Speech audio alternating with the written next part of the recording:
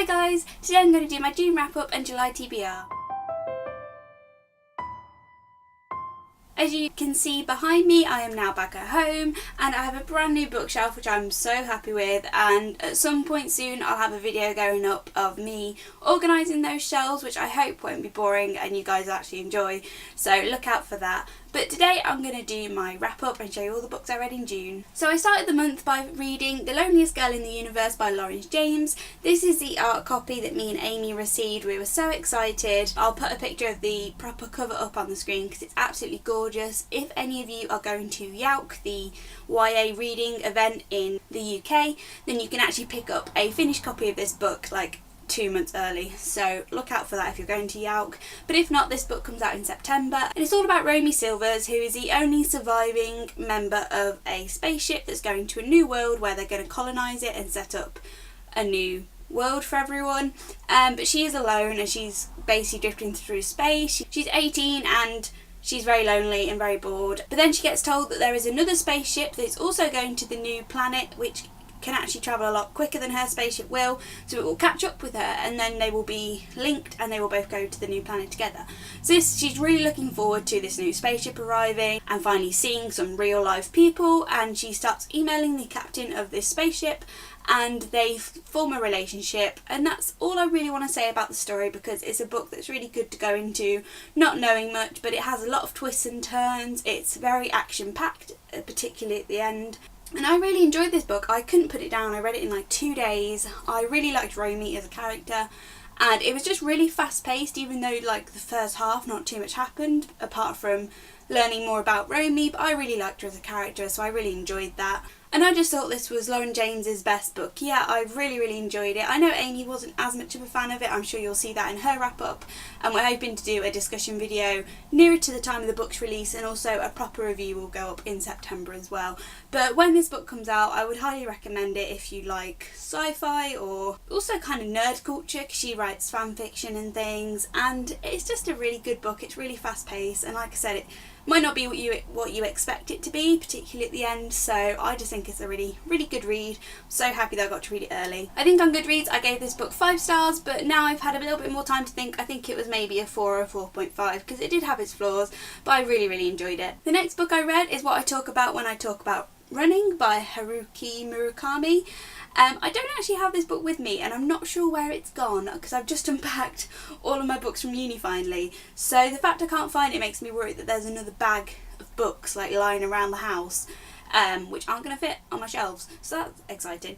But this book, it was just a short memoir all about his journey with running, and I got back into running last month, so I kind of wanted a book to kind of motivate me to get back into it and kind of view it in a good light, and this book was kind of good for that. It wasn't really a motivational book, that wasn't really the purpose, it was more about him and his life. I haven't read any of his other books, so I didn't have like a particularly strong connection with him as a person, so I think you would maybe enjoy this more if you really liked his other books and kind of wanted to know more about him as a writer. But it was still really enjoyable. It was definitely a quick read, so I read that and The Loneliest Girl in like 4 days and I was on such a reading hype, but that slightly went away, which I'll tell you about in a minute.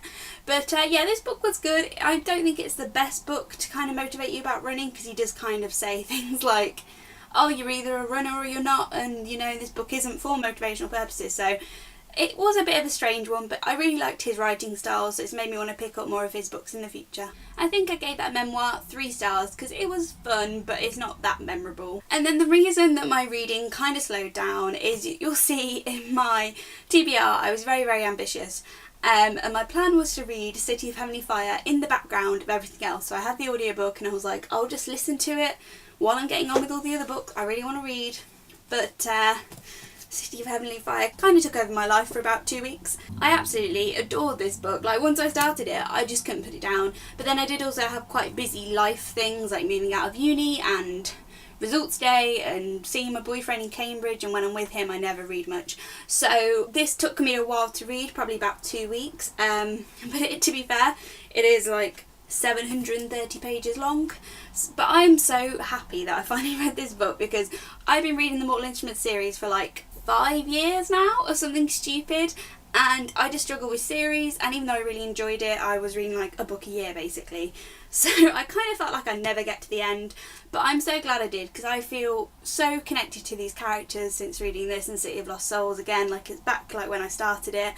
And this was just amazing. I couldn't put it down. I liked Jason and Clary in this because they weren't as angsty. Simon, it just made me cry. He's the most perfect person in the world. I love him and Isabel. I love Alec and Magnus. I love Luke and Maya, and I just love all of these people. And this book was just so action-packed. It was such a good end to the series. It tied up everything really, really nicely. I think I prefer this to Clockwork Princess. The ending didn't feel quite as neat and tidy as that did, but it was definitely really, really satisfying. It was obviously 5 stars. I just absolutely loved it, and I don't really know what else to say, because if you haven't read up to this point, then it's spoilery, but if you have read it, you already know how great this is. So yeah, I'm just so happy that I finally read this, even though it took me such a long time to get around to. And then the last book I read in June was Station 11 by Emily St John Mandel.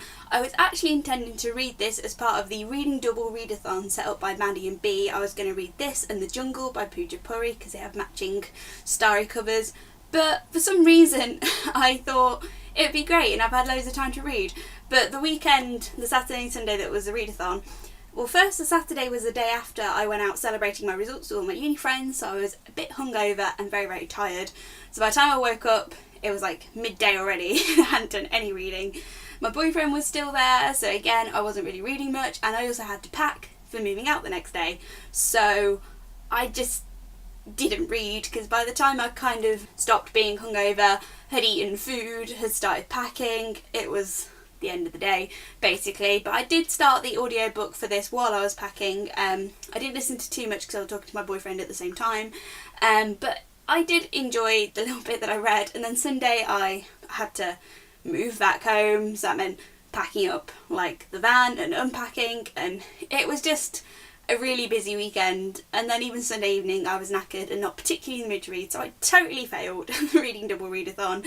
But well done Maddie and B, because they hosted it really, really well, and I know quite a few people took part and really enjoyed it, so I will definitely try better next time.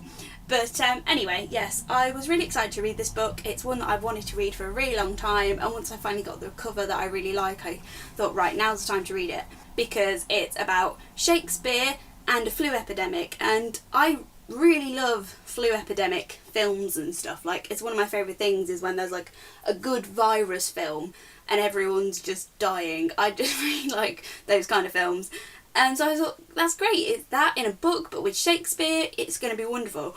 But it was really weird. Like, I literally don't know if I enjoyed this or not, because the writing was really, really good. Obviously I love the Shakespeare parts and the flu parts, and it was quite a quick read, and overall it was enjoyable, but it was also just really not what I was expecting, because it kind of jumps around lots of different perspectives and time periods and focuses a lot on the guy Arthur who plays King Lear, who dies at the very, very start of the book, while he's on stage performing King Lear, and it kind of focuses on him a lot, on people who knew him and his life, and it even ends with like his perspective of that day when he died. And I didn't really get it. I feel like there's a lot in this book to unpack, and that's not really what I was wanting, because it was audiobook and I was listening to it mostly when I was packing and unpacking. I wanted something kind of passive to just kind of listen to and enjoy, but I literally feel like I need to sit down in a literature A-level class and just discuss this, because I feel like I didn't get what it was trying to do, and that kind of took away from my enjoyment. But anyway, yeah, I think I gave this 3 stars. It was good, I just didn't really understand it. Okay, now onto the TBR portion of the video, but obviously the booktubeathon is at the end of the month, so I'm trying not to be too ambitious with what I'm going to be reading before, but I have got quite a few things because I'm doing a bit of rereading, which I'm going to talk about in a moment. But my number one priority for the start of the month is to finally read How to Stop Time by Matt Haig, because we were so excited to get an early copy of this, but I hadn't really read any of his books before, and when I picked it up before I wasn't like properly in the mood for it, because I think I was still doing coursework and things at uni. But now we're actually meeting him next week on the 12th, I think, in the Waterstones in Birmingham. So obviously I have to finish the book by the time I've read him. So I've reread where I got up to pretty much before. I'm in a lot more in the mood for it now, so this is my main priority for like the first week of July. But then also I am like already well over halfway through Harry Potter and the Philosopher's Stone. This is a reread because I'm seeing The Cursed Child in October, and I really want to reread all the books before I go and see that, because I haven't done that in literally about 6 years. I think on my Goodreads I last reread the whole series in 2011. So I listened to the audiobook of this while I was actually organising my bookshelves, and I got through it really quick. I don't want to listen to the audiobook for the others though, but I wasn't even going to reread this because I did read it last year with the illustrated edition, so I just thought, well, it won't take long to just quickly whiz through, and already I'm like, you know, most of the way through. So I'll definitely be finishing this in the next few days. And then I'm going to move on to the Chamber of Secrets, because obviously I've got till October, so in this first month I want to do a couple of books when they're the shorter ones, so I've got more time for the bigger ones. And this is the illustrated edition, which I've been dying to read since Christmas. I did start it and get like 100 pages in, but then uni happened obviously, so I didn't finish it. But yeah, I really want to read this, I'm so excited. And then the next thing I want to read is another reread, which I don't normally reread, but I've just got a lot of reason to, and that is because John Green's new book is coming out, Turtles All the Way Down, coming out October 12th, I think, definitely October 10th? October. It's coming out in October, and me and Amy literally squealed and jumped up and down for like 10 minutes when we found this out, because we were so excited. We've been waiting for this for like 5 years. So I've decided I want to reread all of his books in preparation, because again, I haven't reread them for a long time, and I'm just so excited. I just really want to be like back in the mindset of his writing, and I'm going to read them in publication order. And I'm actually intending to do like a little mini series, so I'm going to do a video where I really like deeply analyse, use my degree, but I just want to talk about some of the themes and metaphors that I like and structural things, and just kind of rave about how great he is. So to start that off, I'm going to read Looking for Alaska, which is his first book. This is the 10th anniversary edition, author's cut, which Amy got me for my birthday. 18th birthday? 19th birthday? 19th birthday. And yeah, I'm really excited to read this edition because it's so gold and pretty. And sorry, this is really annoying and reflective, but I just love it so much. I've got other copies there. This one already has loads of tabs in. But yeah, I'm just so excited to reread this. So I think I can get those 4 books done within like the first 2 weeks of July. So if I have time before the booktubeathon, I mean, I don't want to burn myself out right before it, but if I have time, I still really want to read The Hate You Give by Angie Thomas, because ever since Amy read it and raved about it, and since her review, I've just been really wanting to get to this. It was one of my priorities for last month that I didn't get to, and yes, I'm just really excited to read this. So this one might happen, but I'm not too sure. I might decide to pick up something else that has an audiobook. Right, so that is it for my wrap up in TBR. I hope you enjoyed this video. I'm so excited to watch Amy's on Saturday. Like, that is the nice thing about doing separate videos, is that we're just so excited to like watch each other's videos and things. And I don't know what she's going to read. I don't know what's on her TBR or her wrap up. Well, I know most of her wrap up, but either way, it's going to be really fun. But after this, we do have a lot of pre-filmed videos for July, so most of July we will be together.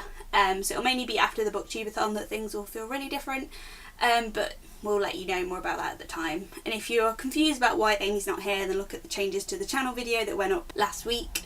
So I hope you enjoyed this video. Let me know down below what you read and enjoyed this month and what you want to read in July, and I'll see you on the next video. Bye!